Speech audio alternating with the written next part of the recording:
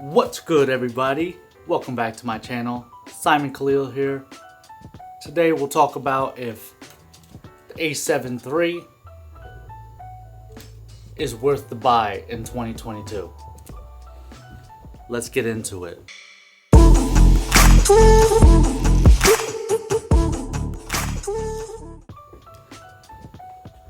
I've been making a lot of videos about the a7 IV for probably the last couple of months, and today let's talk about if the a7 III is worth the buy in 2022. For me, this is the camera that made me switch over from Canon to Sony. The a7 III has been a huge part of my photography probably over the last 3 years. I know the camera's been out for 4 years or something like that right now, but I've been using this for probably the last 3 years. And I have to say that, guess what? It's still in my camera bag, guys. I got one, and I also got rid of, I did get rid of the a7R III recently, but this is still in my camera bag. This I still use for photos to this day. Now let me just give you guys some of the pros and give you a little bit why I switched to the a7 IV. This camera, the 10 frames per second, 24 megapixels, which was, to be honest, I still feel like is a sweet spot. The sharpness of the images, which we'll get into in a little bit, and the overall ergonomics of it. It's lightweight, it's fun to travel with, it's good to travel with. That has been a huge plus. On the video side, it does do 4K 24, 1080 120, which has worked out pretty well for me. I've used it quite a bit, honestly, over the last year. But then I needed to sort of step up my game when it came to functionality with video and getting more of a hybrid camera. That's why I essentially switched over to the a7 IV. Now, going back to sharpness, I do not see a difference between images when it comes to the a7 III and my a7 IV. I'm not the type to pixel peep. This time I did, just because so many people have asked me whether it's worth the switch or not when it comes to sharpness of images. I do not see any differences between the sharpness of images. So if you guys can comment below, see if you do see a difference. Let me know down below. You know, I'm only one person. This is my opinion.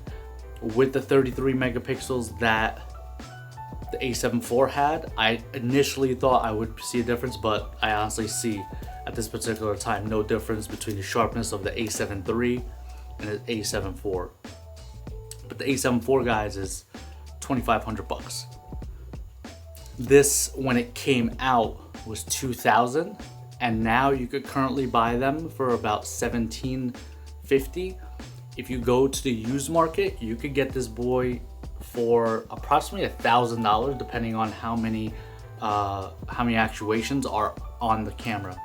Now, to be honest, that's fucking steal.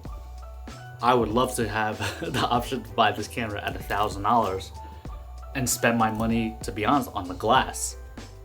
Especially if you guys are just coming into photography. There's no reason you should need the a7 IV when this guy is on the market and still dominates, and probably one of the best selling cameras ever, from what I understand. So this guy's is still relevant in 2022. It's a great buy.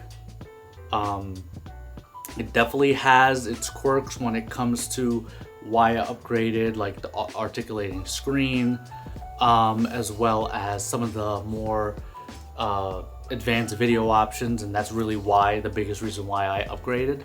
But to be honest, I did keep this body. I plan on keeping this body. I don't plan getting rid of this at all. It's staying in my camera bag for a long time as maybe a third camera. At this particular point, this is a great buy in 2022. You guys should consider it. There's no doubt that this camera right here changed the game when it came to eye autofocus, when it came to speed, when it came to all advances that you currently see Canon, Nikon, Panasonic, and all these other camera companies making today. It's all because of this bad boy right here. Other than that, guys, that's all I have for you today. Make sure you go ahead, like, share, subscribe to my channel. Hit that notification bell so every time I drop a banger video, you guys are notified. Other than that, guys, keep creating. Peace out.